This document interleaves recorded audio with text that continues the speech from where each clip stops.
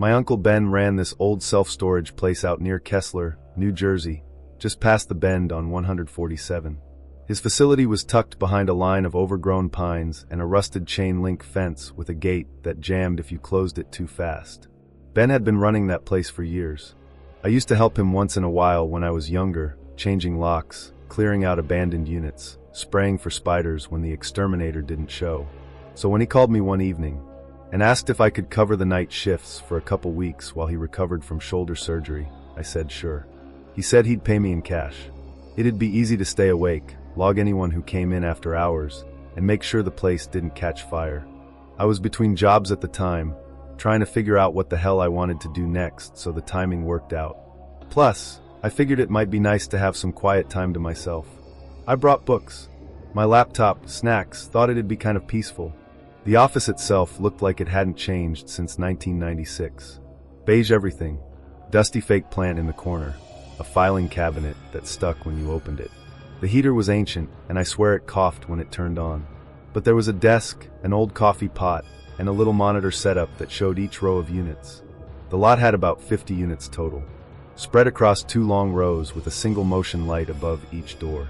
Most of them were vacant or hadn't been opened in years. The first 2 nights were uneventful.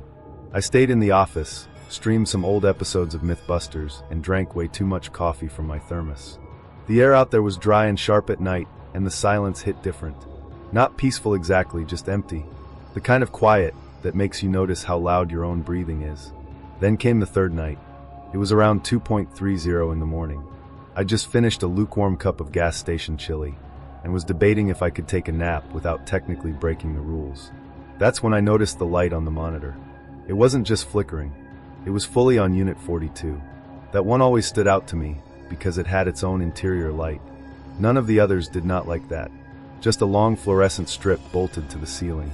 I checked the gate logs, no entries. No one had come in. Still, I threw on my jacket, grabbed the flashlight, and headed out. The air was freezing. Each step crunched hard against the gravel, like walking on broken glass. My flashlight beam jumped across the rows of units, catching rust and peeling paint. When I reached 42, the door was cracked open just enough to see light spilling out from inside. Policy said that if a door was open, I had to investigate and document it, so I called out twice and waited. Nothing. I pulled the door open the rest of the way. The fluorescent light buzzed above me like it was struggling to stay alive. The unit was full of the usual junk boxes with torn labels, a treadmill with one handle missing, a cracked, Rubbermaid bin. But there was something else. In the back, leaned carefully against the wall, was a huge mirror, 7 feet tall at least, with this thick carved frame that looked like something from an old estate sale. The wood had these curling vine-like patterns, and it looked weirdly pristine. No dust, no nicks, not even any fingerprints. The glass was even stranger, perfectly clean. It didn't match the rest of the unit at all, which looked like it hadn't been touched in a decade. I stepped closer, mostly just curious. I guess I expected to see myself looking tired and cold, but the second I got up close, something felt wrong. It was my reflection, yeah. Same clothes, same stance. But my chest was moving. My reflection was breathing. Rapidly, like it had just sprinted across the lot. I wasn't moving. I froze and just watched it for a few seconds, my hands slowly dropping away from the flashlight. Then it stopped, just stilled, back to normal. I backed out of the unit without another word, pulled the door shut hard and locked it. Back in the office, I called Ben. It was almost 3 in the morning, and he answered sounding half asleep. When I told him what I saw, he didn't even pretend to be surprised. Just said, "Don't go back in there. That unit's been strange for years. I should have warned you." That was it. No explanation. "No, you're seeing things." Or maybe it was a trick of the light, just a warning, like he'd been waiting for this call. The next night, I tried to ignore it. I even flipped the monitor off and kept the blinds closed. I figured if I didn't see anything, I wouldn't have to deal with it. But around 1:45, the monitor flickered on by itself, just static for a few seconds. Then a clear image, the door to Unit 42 rolled open again. I stared at it for way too long before grabbing the flashlight. I don't know what I thought I was going to do. Shoo away a ghost. Reason with a mirror. The unit was empty. No light, no boxes, no mirror. Just cold concrete and the soft echo of my own footsteps. I turned to head back, and that's when I saw something move in the reflection of another unit's door. Just a blur, like someone ducking behind me. But when I spun around, nothing was there. I ran back to the office and slammed the door shut behind me. My hands wouldn't stop shaking. I kept telling myself it was just stress, just imagination. Then around 4 in the morning came the knocking, not on the door, on the back window. There's a narrow window behind the desk that faces the gravel lot. I hadn't looked at it all night. I moved toward it, slow, heart pounding so loud it drowned out the heater. When I peeked through the blinds, my legs almost gave out. The mirror was back, propped up against the outside of the glass, facing in. The reflection staring at me wasn't moving, wasn't blinking. The eyes were wide, just a little too wide, like someone trying to fake what normal looks like. I didn't move. I couldn't. Eventually the sun started to rise, and just like that, the mirror was gone. I left the keys on the counter that morning, didn't even leave a note. I just got in my car and drove home. 3 weeks later, Ben's wife called. He died in his sleep. Stroke, they said, but she mentioned something odd. When they found him, he was upright in bed, eyes open, looking like he'd been frozen mid-thought. There was a shard of glass in his hand. Blood dried around his fingers. Nothing came out after investigation. They said it was a natural death.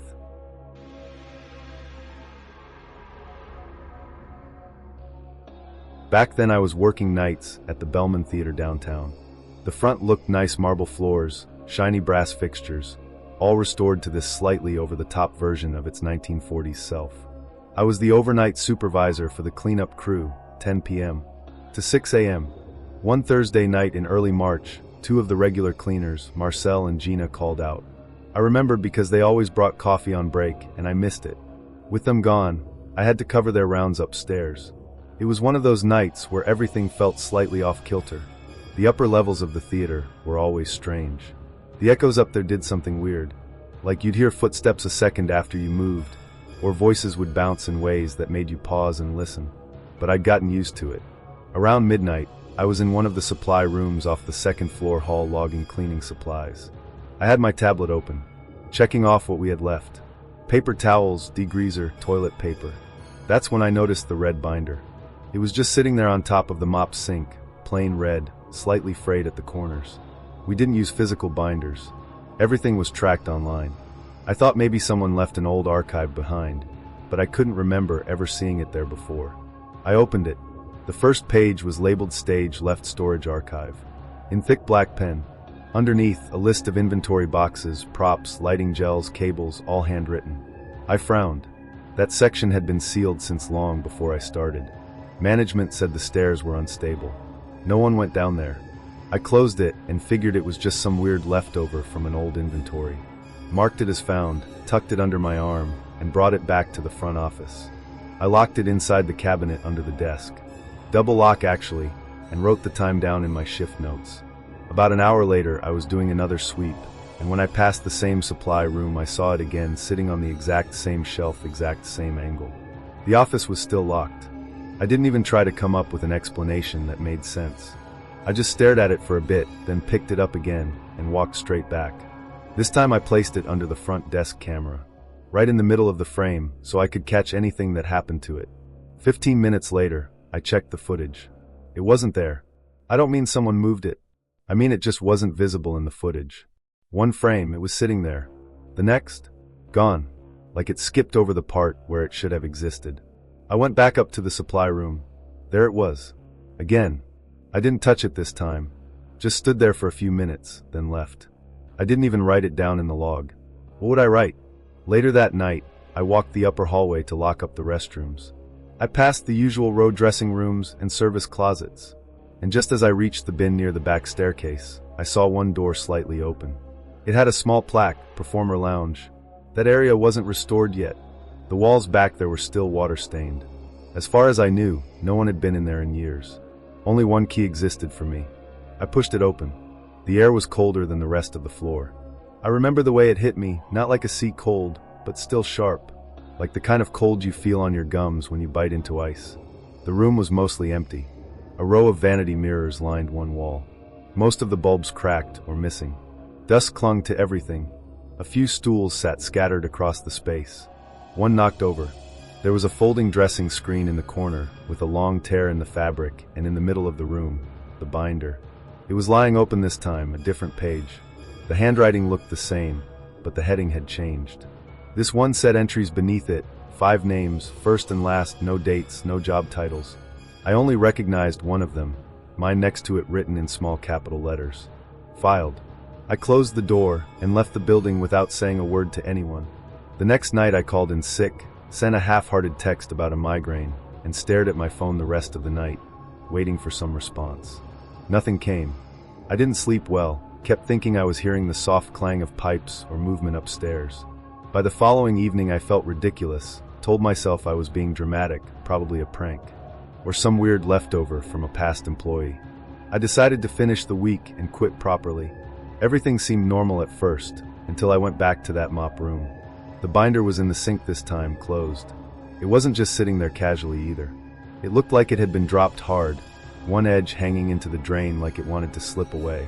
I opened it. The names were gone. There was just one short paragraph in the center of the page. Under the heading, Return Directive. The handwriting was different now, shaky and small, like someone was writing in a hurry. The ink was darker too, bled into the paper. It read, Rehearsal incomplete. Proceed to green room. We didn't have a green room. I pulled up the floor plan on my tablet, no such label anywhere. But even as I told myself that, I started walking down the hallway behind the stage, past the orchestra pit entrance. Everything felt tight, like the walls had shifted slightly closer. Then I saw a door I'd never paid much attention to. Unlabeled, set into the wall like a fire exit or storage. I assumed it led to electrical systems. I tried the knob. It opened. Stairs led downward. The air was stale and warmer than upstairs, but there was light at the bottom. One single bulb swinging slightly, making this soft, almost imperceptible hum. I heard a piano. Not a recording, a real piano. Just a few notes. Played slowly, like someone rehearsing scales without much enthusiasm. I stood there, not breathing, for maybe 30 seconds. Then I shut the door and locked it. In the hallway, I pulled out my phone and typed a resignation email right then and there. No notice. I didn't even read it over. Just hit send.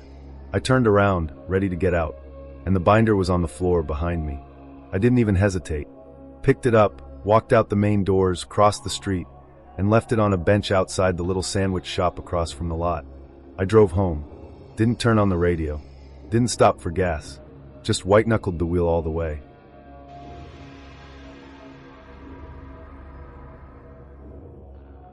At the time, I worked for a property services company based in southern Indiana.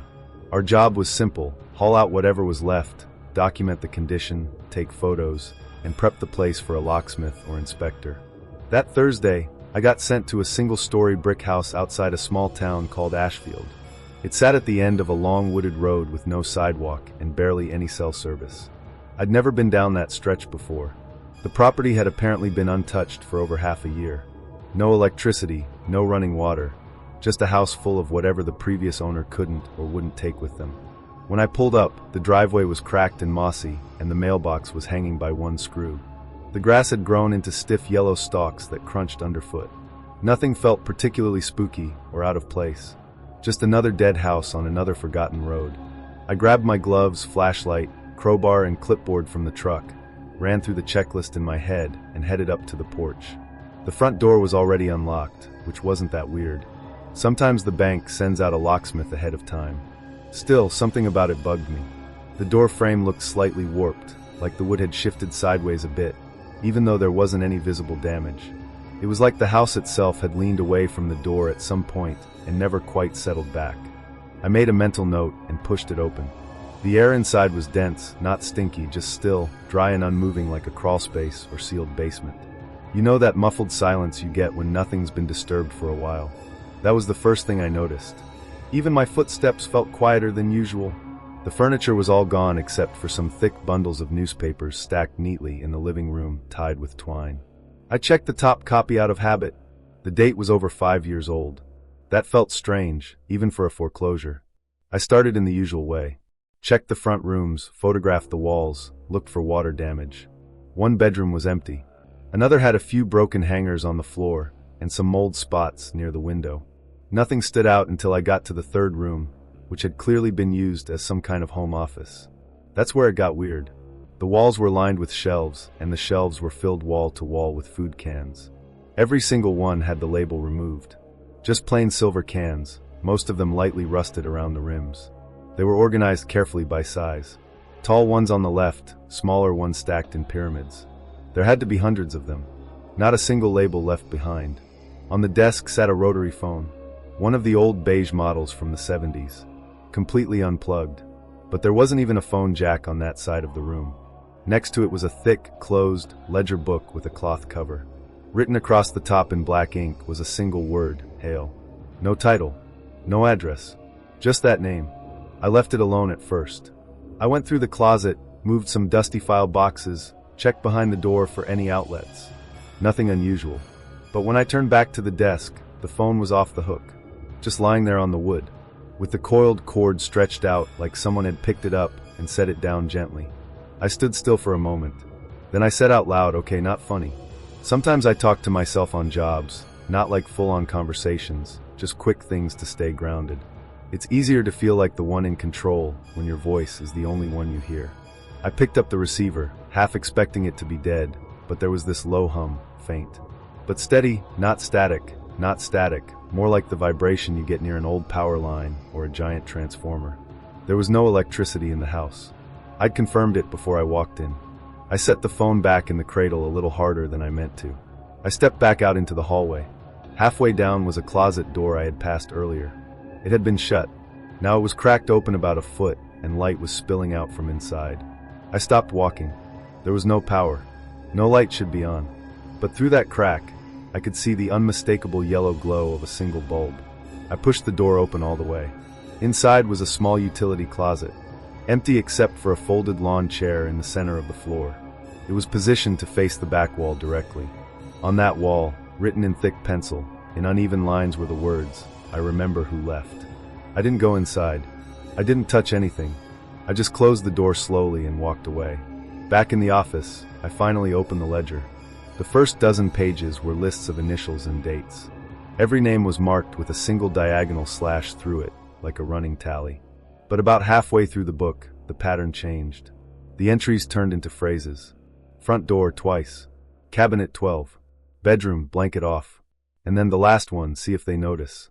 I closed the book, carried it out to the living room, and placed it on top of the box I was collecting with other removals. That's when I noticed the newspapers. They weren't in stacks anymore. They'd been rearranged, laid out in a circle on the floor, evenly spaced, each bundle pointing toward the center, like spokes on a wheel. I hadn't heard anything. Nothing had moved while I was in the other room. But I swear to you, they weren't like that 10 minutes earlier. That was it for me. I loaded what I had into the truck, left the checklist half filled on the passenger seat, and got ready to leave. But as I reached for the keys, I realized I'd left my flashlight inside. I sighed, cursed under my breath, then walked back up to the porch. The front door was wide open. I know I shut it. I always shut it. It's part of the routine. Muscle memory. One of those small habits you don't even think about until it gets interrupted. I stepped back inside, keeping my footsteps quiet this time. I went straight to the office. My flashlight was sitting on the desk, but the phone was gone. Then I heard it, that soft, deliberate clicking sound, a rotary dial being turned one number at a time. Slow, mechanical, coming from the bedroom across the hall. I didn't want to go, but I took a step, then another, and I looked. Nothing in the room had changed. Except now the rotary phone was sitting on the carpet, right in the middle of the floor, still unplugged. The receiver was resting in the cradle. The sound had stopped. On the window above the bed, drawn backward in the condensation, were the same 5 words. I remember who left. I turned around, walked straight out. No running, no panic. Just a very controlled, very steady walk. I got in the truck, locked the doors, and didn't stop driving until I was back in town. 2 days later, my manager called to ask why I hadn't completed the checklist. I told him the foundation was unstable and I had a migraine. He didn't press it, just reassign the job.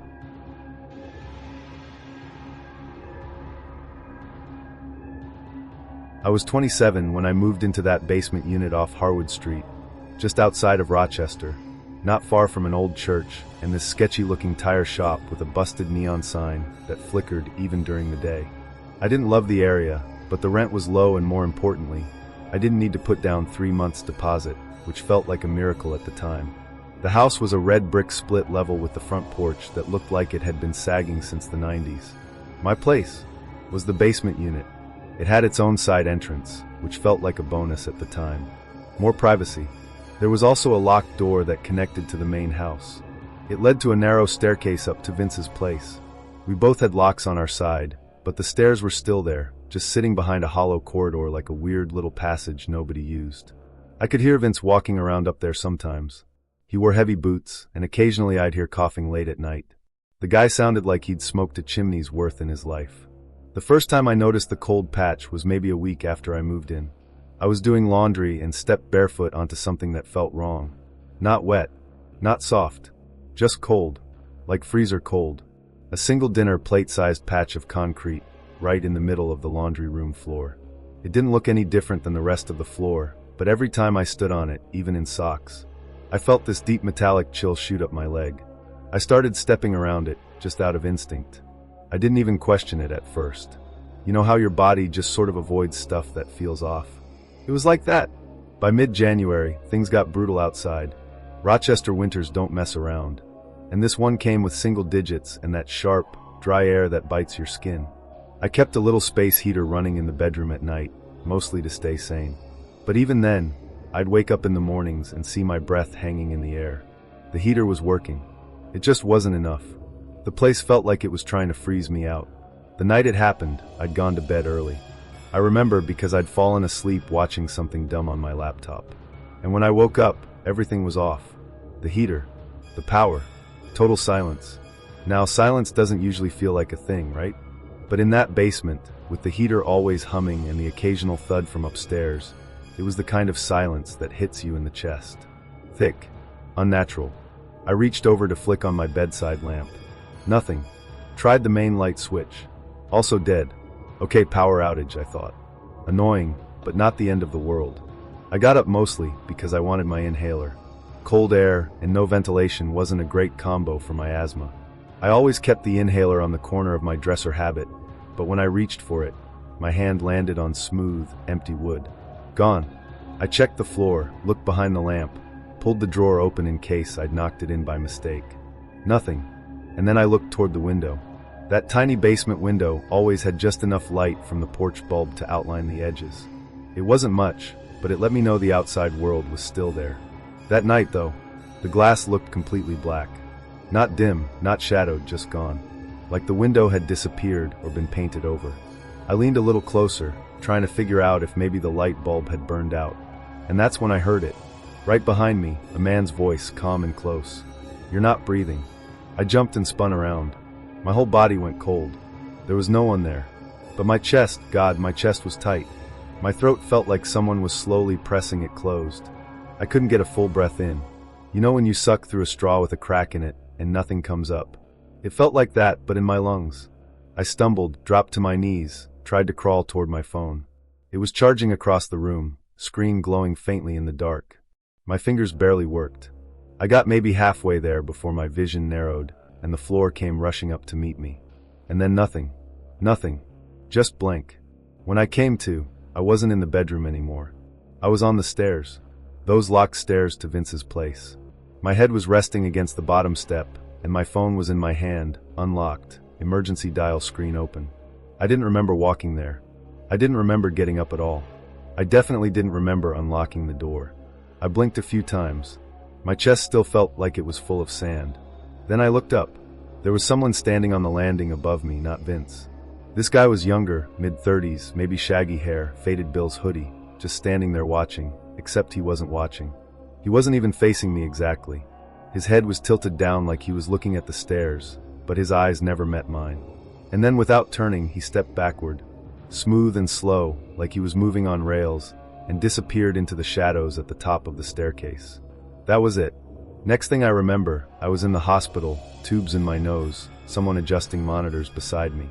Vince had found me passed out against the door, barely breathing, and called an ambulance. It was 3:30 in the morning. At the hospital, they told me it was a chemical reaction. Severe respiratory inflammation. Like an allergic attack, but worse. They asked if I'd been exposed to insulation, sealants, rubber fumes, stuff like that. I told them no, but Vince filled in the blanks later.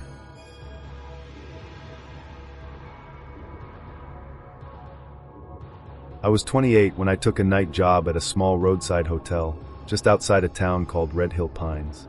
The hotel wasn't part of any chain.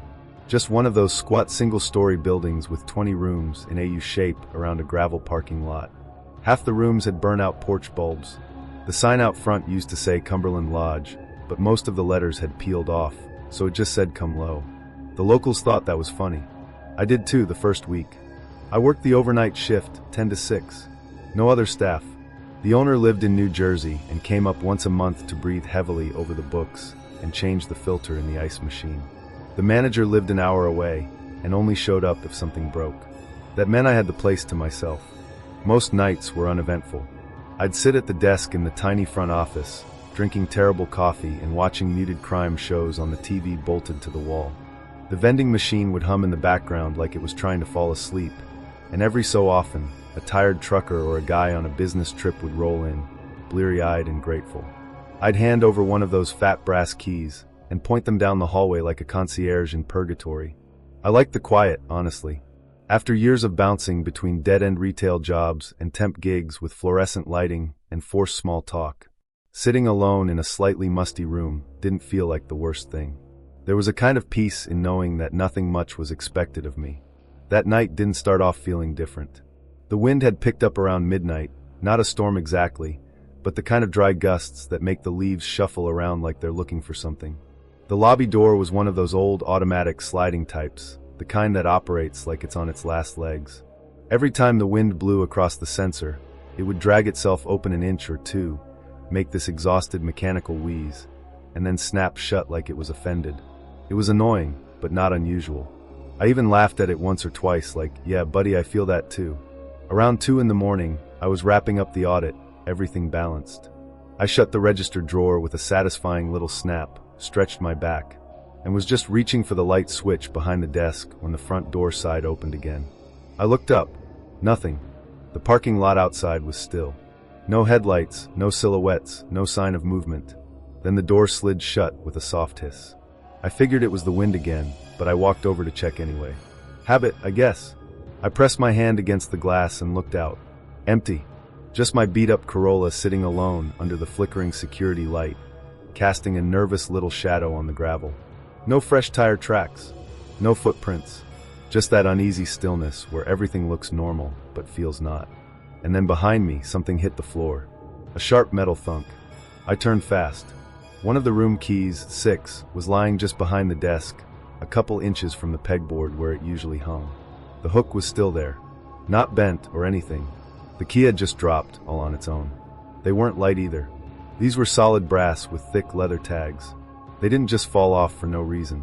Still, I picked it up maybe a little too quickly and hung it back like that made things normal again. I took one step back and another key fell. This time it was 11, and it didn't just drop straight down. It bounced off the hook below it, clattered on the counter, then hit the floor. That one I didn't hang back up. I just stared at it for a second and stepped away. The lobby felt wrong. Not cold, but thick. Charged. Like the air before a thunderclap, or right after someone says something unforgivable and the whole room forgets how to breathe.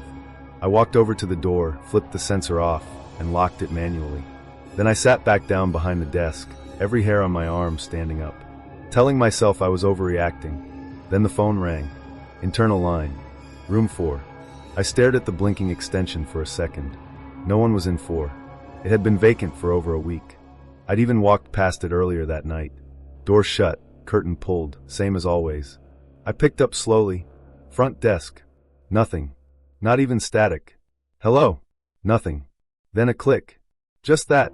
I sat there for a moment, still holding the phone. Then it rang again, room 9. My stomach clenched. I picked up, tried to sound bored, friend desk, pause. Then a voice, small, high-pitched, definitely a child's voice. Are you alone? I hung up. That time I didn't wait. I told myself it was a glitch, that maybe the phone system had crossed wires, that maybe some guest kid had gotten hold of the receiver. But I already knew none of the occupied rooms had kids in them. I checked the check-ins myself, 2, 8, and 12, all solo travelers, all adults. I opened the system again and double-checked. Same result. Still, I printed out the occupancy report and stepped out from behind the desk. Figured I'd walk the hall, confirmed nothing weird was going on. The hallway was its usual self-thin brown carpet, buzzing overhead lights. That faint, sour smell of air freshener, trying to fight mildew and losing. I knocked on room 4, nothing. Same with 9. Then I rounded the corner, and everything stopped. Room 6 door was wide open, not halfway. Not cracked, wide. I approached slowly, listening. The hallway was dead quiet. I leaned in and flicked on the room light. Everything looked untouched. Bed perfectly made, remote. Still sitting on the nightstand, nothing out of place. No bags, no guests, no movement. But the bathroom light was on, the door was shut. I stood there in the doorway, staring at it. Every part of me was yelling to leave it alone. But I couldn't. Hello? I called. This is hotel staff. If someone's in there, you're not supposed to be. Nothing. I walked in, put my hand on the knob, and turned it slowly. Empty. Light buzzing from the fan. No towels disturbed, no mirror fog, just an ordinary, very empty bathroom. I turned off the light, left the room, locked the door behind me, and made my way back to the desk. When I got there, my stomach dropped. 3 keys were on the counter now. 496. Their hooks were empty. I hadn't taken them down. Then the front door, still locked, clicked open on its own. That dragging, breathy sound as it slid wide. I turned around. There was a little girl standing just outside, barefoot. Hair matted like she'd been out in the wind for hours. No coat, no parents. I stepped forward, heart in my throat. "Hey," I said gently, "are you okay? Are you lost?" She didn't answer. Didn't even look at me, just stared down the hallway. Then she said very softly, "I need to go back to my room." "What room is that?" She raised one arm slowly and pointed. "To the one where I died." I didn't move. I couldn't. My legs felt like sandbags. She stepped inside without another word, walked right past me. I watched her leave wet footprints across the tile as she headed down the hall. It hadn't rained. That broke me. I left. Didn't even grab my phone. Just got in my car, heart hammering in my chest, and drove until I saw lights at a gas station 10 miles down the road. I sat in the parking lot for almost 20 minutes before I called the manager, told him something weird had happened and I couldn't finish the shift. Didn't explain. He didn't ask. He confirmed what I already knew. No kids had been booked that night. No families, just 3 adults. I never went back. Texted him 2 days later and quit. Took a job at a bookstore that only opens during the day. Months later, I got curious. I looked up the hotel. It had closed that winter. A burst pipe had flooded half the rooms, never reopened. I found one old article about the shutdown, just a short blurb. But buried near the bottom was a line about a woman who had filed a lawsuit years earlier after her daughter died during a weekend stay. Carbon monoxide leak, room 6.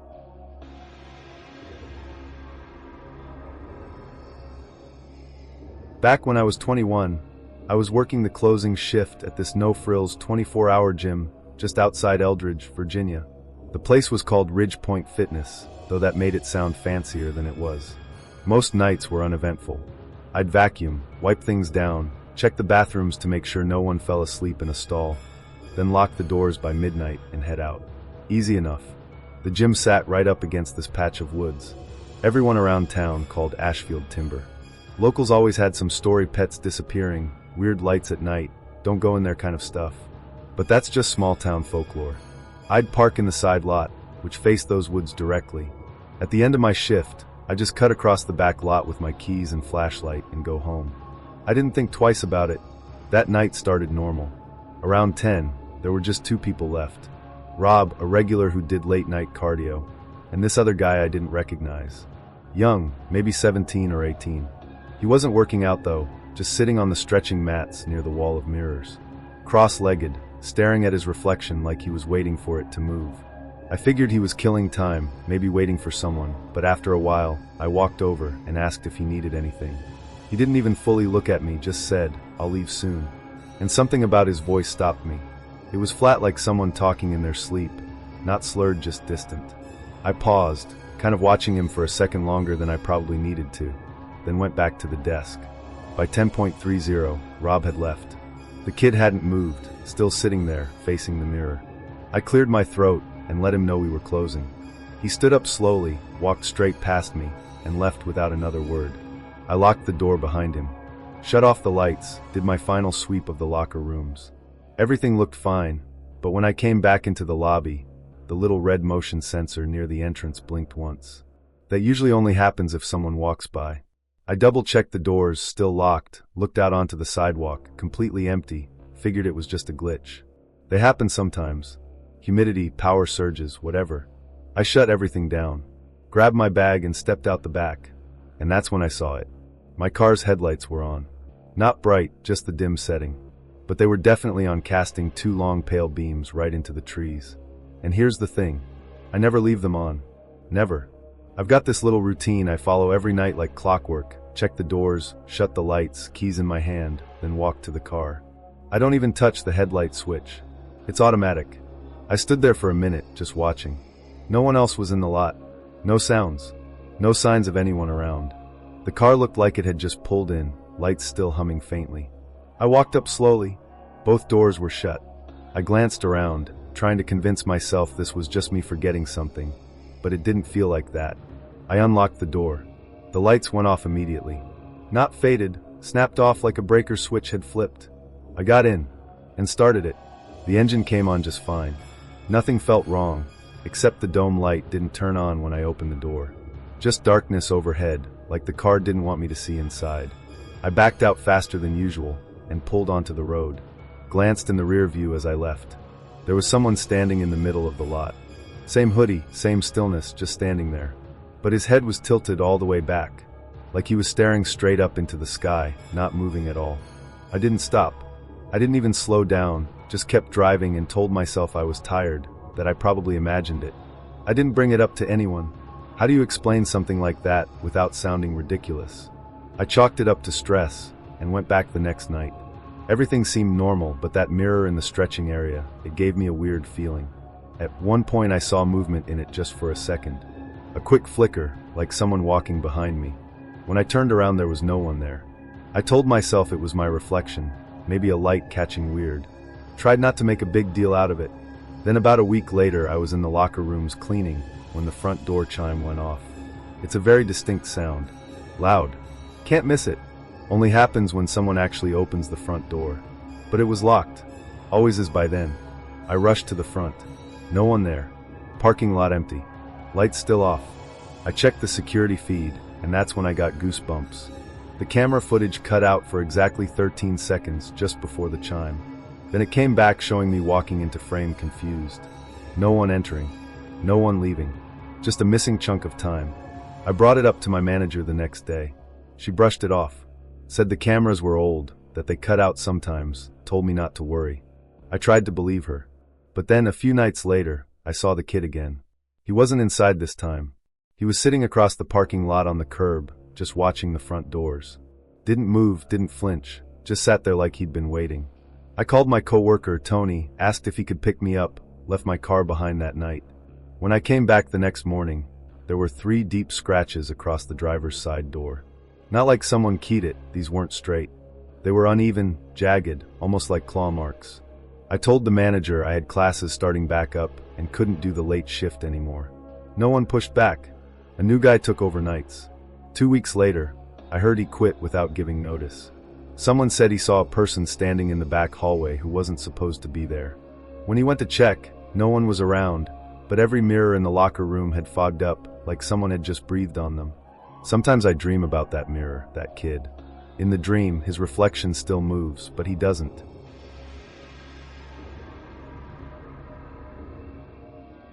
The house had been empty for about a year before I moved in. It was this old 2-story farmhouse outside a little town in southern Indiana called Rensselaer.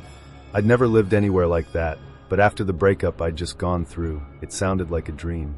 The rent was low, the landlord didn't ask many questions, and I needed a reset. Some space to breathe. The first 2 weeks were honestly great. I got into a routine up around 8, worked through the morning, then walked the perimeter of the fields in the afternoon. Sometimes I'd go down to the creek that ran along the back of the property and just sit with my coffee. I left the windows open at night. The air was perfect. Just that early autumn, cool, crisp enough to feel fresh, but still warm enough to sleep under a light blanket.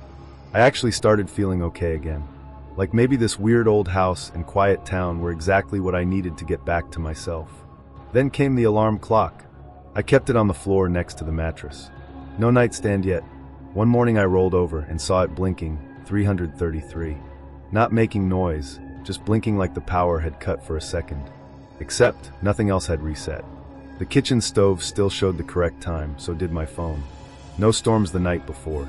No wind, no flickering lights. Weird, but not worth spiraling over. Until it happened again. And then again, 3 nights in a row I woke up, and the alarm was blinking 333. Exactly. No more, no less.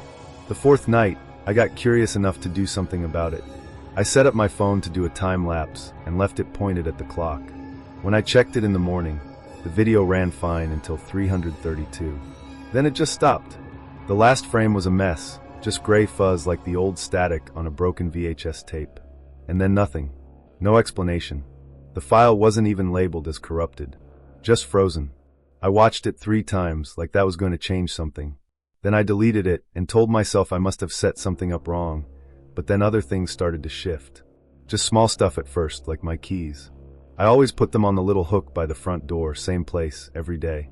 But one morning, they were laid out on the kitchen counter, lined up in a straight row. Evenly spaced like someone had measured it. Another time, my shoes turned up on the back porch. Dry, clean, perfectly placed side by side like I'd just stepped out of them. Only I hadn't been outside the day before. Little things, but they added up. I kept trying to come up with explanations. Maybe I was sleepwalking. Maybe I was so distracted that I didn't remember doing it myself. Or maybe a raccoon had found its way in, or a stray cat. But the doors were locked every night. The windows were closed. I checked, rechecked. I even started snapping photos of where I left things, just to prove to myself I wasn't losing it. Then came the hoodie. I'd fallen asleep on the couch again, a documentary playing low in the background. I woke up around 3, felt it before I knew it. The kind of cold that makes your breath feel sharp in your throat. I sat up, confused because the heat was on and all the windows were shut tight. It wasn't just chilly, it was wrong. Like freezer air, I reached for the remote, not on the table. I leaned down and something soft brushed against my foot. It was the remote, wrapped in my old navy hoodie. I hadn't worn that hoodie in over a week. It had been upstairs in the laundry basket the last time I saw it. I picked it up and instantly regretted it. The whole bundle reeked. Like swamp water, that slimy, algae-heavy smell you get near the edge of a stagnant pond. Wet, rotting vegetation.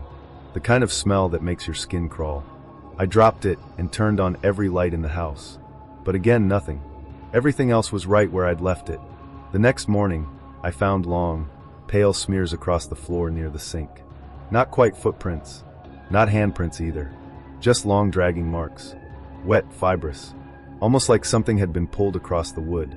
I got paper towels and started scrubbing without even thinking. Like if I cleaned fast enough, it wouldn't be real. I told myself maybe an animal got in through the crawl space. That made more sense than any of the other thoughts crawling around in the back of my brain. So I drove to the hardware store, bought sealant, traps, heavy-duty foam. Spent that afternoon plugging up every possible gap I could find. That night, I stayed out later than usual. Got dinner in town, lingered over coffee, wandered the aisles at the 24-hour grocery store like I needed something important. I told myself I wasn't scared. I just didn't want to fall into a routine. But I left every light on when I got home, pulled the space heater into the living room, read until almost 2, went to bed, mattress still in the middle of the room. At exactly 3:33, something slammed against the wall behind me hard. I didn't move, didn't breathe, just stared at the ceiling waiting for whatever was next. The heater hummed from the living room. The silence pressed in. Then it happened again. A single heavy bang like a fist from inside the wall.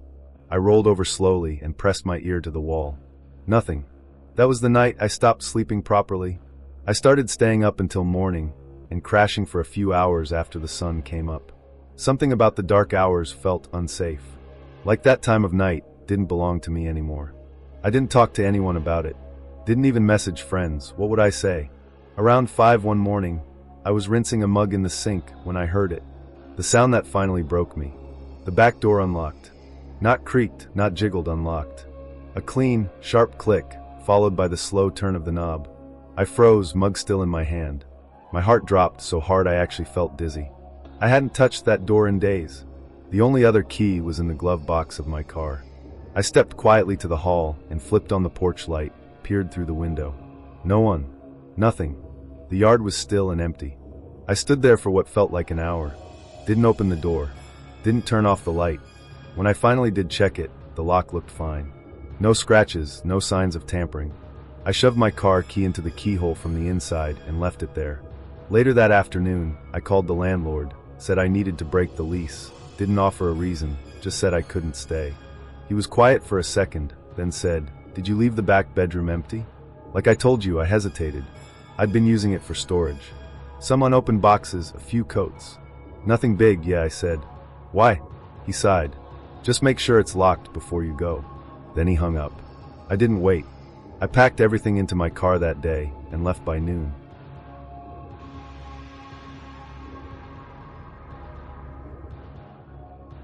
My Uncle Mike asked me if I could look after his cabin, while he and his wife went to visit her family out in Washington for the week. The place is up near the edge of a nature reserve in northern Wisconsin, where the roads twist through dense trees and the nearest neighbor's about a quarter-mile away. I've been there a few times growing up, mostly summer weekends with my parents, but I hadn't seen it in years, never stayed there alone. Mike handed me the keys a couple days before they left and said, "To scrab the mail and shovel if it snows. It's peaceful up there. You'll like it." And honestly, I did it first. The first 2 days were solid, quiet. I made simple meals, read on the porch in the afternoon, took a few short hikes around the trails nearby. But by day 3, I started feeling the difference. That evening, I'd just gotten out of the shower, wrapped in a towel, still wiping water from my face when I heard this scraping noise from the kitchen. It wasn't loud, just enough to catch my attention, like the sound a chair makes when someone pushes it back from the table. I walked out, still dripping, half laughing at myself, thinking maybe it was the wind or some pipe knocking against the wall. Everything looked totally normal. Nothing out of place. The chairs were tucked in, the front door was still locked, and there wasn't even a draft. I opened the pantry for some reason. Like I expected a raccoon to be hiding behind the flour or something. Nothing. I went back to finish drying off, but I was more aware now. Listening harder. That kind of alert where your skin feels one size too small. 10 minutes later, same sound. That dragging chair scrape. This time I came out of the bedroom a little faster. One of the dining chairs was pushed back from the table, not far, just a few inches.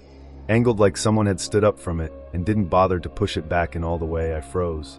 Not because it was terrifying yet, but because there's this weird moment when something's just wrong enough to mess with your head, but not enough to act on. I stared at the chair, trying to figure out if I'd left it like that. Maybe when I put my bag down, maybe I bumped it. I pushed it back in slowly and stood there a few seconds longer, just kind of testing the air. Like maybe I'd hear breathing or catch movement out of the corner of my eye. Nothing, just silence. That dense, close kind of silence where you start to feel like you're intruding. That night, I left my bedroom door open a crack. I don't usually do that. I'm the type who likes everything shut and locked, but I wanted to hear if anything moved around out there. Around 2, maybe closer to 3, I woke up. Not jolted awake, but slowly, like something had been nudging me toward consciousness. It was the sound knocking, but not from the front door. This was inside, quick, soft, knocks at a time, almost polite. I held still and listened. There it was again. 2 knocks, a little louder, closer. I sat up slowly, every muscle tight, like if I moved wrong, something would notice. It sounded like it was coming from the hallway closet, just outside the bedroom. 2 more knocks, then nothing. I got up and flipped the hall light on. The sound stopped. I stared at the closet door for a while before opening it. Coats, an old boot tray, a flashlight, nothing new. I left the light on and went back to bed, but I didn't sleep. Not really. I just laid there with my eyes open, listening for the knocking to come back. It didn't, but the next morning the hallway light was off again. I know I didn't touch it. That was the first thing that made me feel watched. I turned it back on and stood there while trying to convince myself it was a bad switch. Then I saw the boots. They were sitting by the back door right where I'd left them, but they were wet. Not soaking, but damp enough to leave a faint ring on the mat. Thing is, I hadn't worn them since the day before, and I hadn't been outside since mid-afternoon. No snow was tracked in. No puddles, just the boots. Resting exactly where I left them, only now they looked used. I didn't know what to do with that. I called Mike around noon and asked if anyone else had a key to the cabin. He laughed, said no, just me and him. "Why are you getting spooked up there?" I made some vague joke about weird noises and told him the place had personality. I didn't bring up the boots. That night I locked the bedroom door again and wedged a chair under the knob. I even put a couple of pans near the base of the door, figuring I'd at least hear them if someone tried to come in. I didn't care if I looked paranoid. By the 5th night, I started hearing movement in the attic. It wasn't footsteps exactly, just slow, muffled shifting, like something was dragging itself from one beam to the next. The attic isn't finished. It's just a crawl space with exposed beams and some insulation. No storage. Nothing you could even stand up in. But something was up there. The access panels in the hallway. Just a flat piece of wood that sits flush with the ceiling. I'd noticed it on day one and barely gave it a second thought. But now I was lying in bed, staring at it through the open door and picturing a face pressing down against it from the other side. In the morning, I pulled the step stool out from the shed and popped the panel up. Empty. No mice, no nests, no signs of anything living or ever having lived up there. I poked around with a broom handle, listened for squeaks or scurrying, nothing. It somehow felt worse after I checked. Before, at least, I had an unknown. Now it was just silence and the creeping sense that I was looking in the wrong place. That last night, night 6, I couldn't handle staying inside. I threw on a jacket, built a small fire in the pit out back, and sat there until the sun went down. The cold helped, gave me something else to focus on. But when I came back inside, everything felt different. The air was heavier, like it had been waiting for me. The hallway light turned off right as I passed under it. I stopped, flipped the switch. It came back on. 30 seconds later, it clicked off again. That time I didn't bother fixing it. I went straight to the bedroom, locked the door, wedged the chair back in place, and sat down on the edge of the bed. I didn't even bother changing clothes. Just after midnight, I heard the front door open. It didn't bang or creak. It opened smoothly, deliberately, like someone who knew how to move through that space without making noise. Then came the footsteps, soft, even crossing the living room, past the kitchen, heading straight down the hallway. No pauses, no hesitation, just slow, certain movement like they knew where they were going. I sat there without moving for over an hour. Every now and then I'd strain to hear breathing or footsteps walking away, but there was nothing. Just that dead silence again, pressing into my chest. When I finally opened the door, the hallway was empty.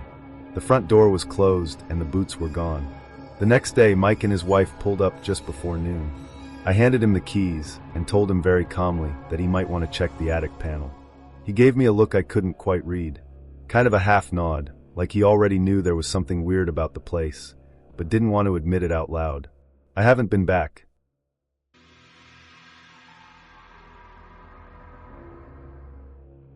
My cousin Mara and I were living in this old duplex on the edge of Claremont, a quiet little town in upstate New York. She'd just gotten out of a messy divorce, and I needed a cheap place while picking up overnight shifts at a grocery store. So we split rent and moved in together. The unit had been empty for more than a year before we got it. The landlord, a guy named Mr. Hartley, said the last tenant got weird and left without a word. I worked nights stocking shelves, so I'd usually get home around 1 or 2 in the morning. When I wasn't working, I kept to a weird schedule, reading, folding laundry, watching TV until I crashed. That night, it was maybe 3 a.m. I was on the couch folding a load of laundry when I noticed the basement door was open. I always kept it shut. It creaked loudly when it moved, and the air that came up from down there smelled off. Musty, a little metallic. I figured Mara had gone down and just forgot to close it. I walked over to shut it, but stopped before touching the knob. The hallway light was on, but the stairs looked too dark. The bottom wasn't visible at all. It wasn't just shadows. It was like the light gave up halfway down. Just this thick, dead black space where there should have been steps. I stood there for a second, staring at it like an idiot. Then I told myself to quit being dramatic and shut the door. A few minutes later, I heard this soft scraping noise from the kitchen. Slow and steady like something dragging across tile. I froze for a second, then got up and checked. Nothing. The back door was locked. Chairs tucked in. Everything was where it should be. I even opened the fridge thinking maybe the compressor made a weird noise. Nope. Just regular fridge hum. I shook it off and went upstairs. Around 4.30 I heard it again. That same dragging, but this time it moved through the hallway toward the foot of the stairs. I sat up in bed, heart in my throat, just listening. It stopped. Then I heard a single creak, like someone putting weight on the bottom step. I didn't move. Nothing followed. No more steps, no sound at all. After 5 minutes, I crept out and leaned over the banister. The stairwell was empty, but the basement door, it was open again. Not wide, just enough for a sliver of black to show. I didn't go down. I locked my bedroom door, got back in bed, and stayed there until daylight. The next morning, Mara was already in the kitchen. First thing she said was, "Did you go downstairs last night?" I told her no. She said the basement door was wide open when she came down for coffee. I said I must have left it ajar. She gave me a look, but didn't push it. Nothing happened the next night, or the one after. I was starting to let it go. Then I got off work late, close to 2, and came home to a quiet house. Mar was asleep. I made tea and sat on the couch, flipping through a book. That's when I heard the laundry machine beep. I hadn't done laundry. I went to the basement door. It was shut. I stood there for a second, trying to decide how stupid I was feeling that night, then opened it slowly and flipped the switch. The light came on, but halfway down the stairs, I realized it wasn't reaching the back of the basement again. Same thing as before, just this dead zone where the light stopped working. I kept going and on the railing. The air felt heavier the lower I got. Cooler too. At the bottom, I saw the washer lid open. Inside was one of my shirts, damp, stretched, and misshapen like someone had grabbed both sleeves and tried to pull them in opposite directions. I hadn't even washed it yet. I closed the lid, backed up the stairs, shut the door and locked it. Didn't sleep that night. After that, things started changing in ways that were hard to explain. Drawers left half open. My books were out of order. Some flipped upside down, others stacked differently than I left them. I found a note on the fridge in my handwriting that I had zero memory of writing. It just said, "Leave the door shut." I finally tried bringing it up to Mara. Every time I did, she brushed it off. Said old houses creak, we're tired, maybe one of us forgot something. Until one night, I found her sitting halfway down the stairs, staring at the basement door. It was closed, but she looked frozen, pale and wired, like she'd been holding her breath. I asked what happened. She said she heard someone moving below her room, not walking exactly, circling, dragging one foot like a limp. She thought it was me until she realized my car wasn't in the driveway. I told her I was calling someone, a priest maybe. She said not to. "Don't make it worse," she said. First time she admitted she'd been seeing things too. After that, we made an unspoken deal. No one went down there after dark. That lasted about a week. One night I came home late and found Mara standing in the open basement doorway. The light was off. She was just standing, facing the dark like she was waiting for something. I called her name. Nothing. I grabbed her shoulder. She jumped so hard I thought she was going to fall over. Her whole body was shaking. She said she didn't know how long she'd been standing there, that she heard someone say her name and just followed it. We went upstairs. She cried in my room for almost an hour. The next morning the basement light was on again. Door wide open. I shut it, locked it, pushed a chair against the knob. That day I stayed home and dug out the lease. Nothing about deaths, no reports, no weird history. But the tenant agreement for the last guy had a weird gap between his move-in and move-out dates, over 6 months off. I called Mr. Hartley and asked about it. He paused, then said the guy wasn't well and left without notice. No forwarding address. We packed bags that afternoon and went to stay with our aunt a few towns over. Just for a couple days, we told ourselves. Before we left, I went back upstairs to grab some things from my closet. That shirt, the stretched one from the washer, was folded neatly on my top shelf. Still damp. Underneath it was a single sheet of paper, a printout I didn't recognize. Across the top, it read, Unit C, Basement Access Records. It listed dates, times, names. My name showed up 3 times. The last line just said pending. We left that night, took what we could carry, and didn't come back for over a month. When we finally did, it was to move out. Mr. Move Out. Hartley didn't ask why, just nodded and said, "You're not the first." Now, I won't live anywhere with a basement. I don't care how nice the place is. Back then, I was working nights as an intake coordinator at a long-term care facility in rural Kentucky. The building had a strange history. It used to be a tuberculosis hospital back in the day.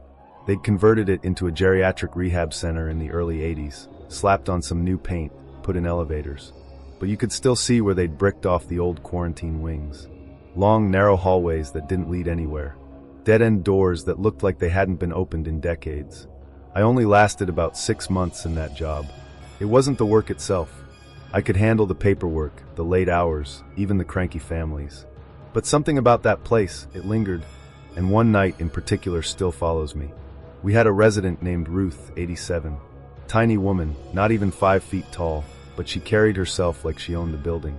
Sharp, snappy, and very clearly not interested in making friends. Most of the staff gave her a wide berth.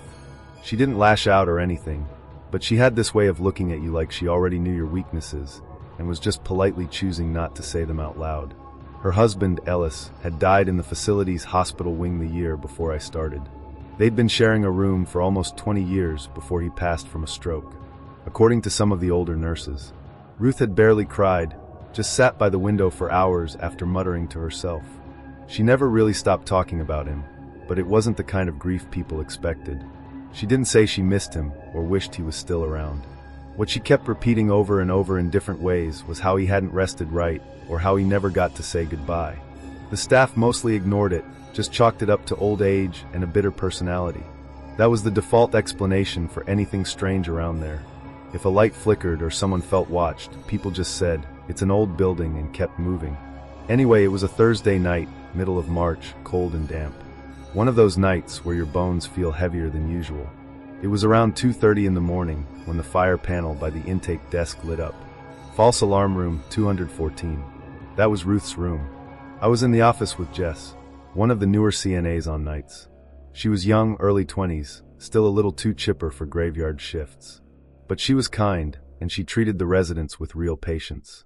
When the alarm buzzed, we both got up to check it out. Not unusual, those panels went off randomly at least once a week, usually a sensor issue or someone microwaving something weird. The hallway to the rooms was quiet. No TVs on, no nurses around. Just our footsteps and the soft hum of those overhead fluorescents. When we got to Ruth's door, something felt off before we even opened it.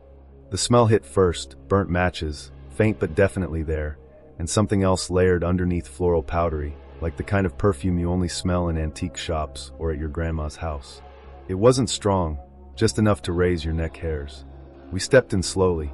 Ruth was sitting up in bed, ramrod straight, not looking at us. Her gaze was fixed on the recliner in the corner. I asked Ruth, "Everything all right?" She didn't move, didn't blink. Jess said very clearly, "He's been here for a while, just watching. He wants to talk." Jess shifted beside me. She tried that soft CNA voice, calm, careful. "Ruth, do you know where you are? It's the middle of the night. There's no one here but us." Ruth didn't look away from the chair. "That's not true," she said. "He was here before you walked in." That's when the room felt smaller, heavier. I glanced at the chair.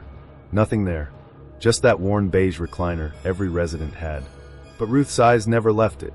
I asked if she needed water or help lying back down. That's when she finally looked at me. Her face was tired in a way I hadn't seen before. Not angry, not stubborn, just worn out. "He can't rest," she said. "He needs someone to see him.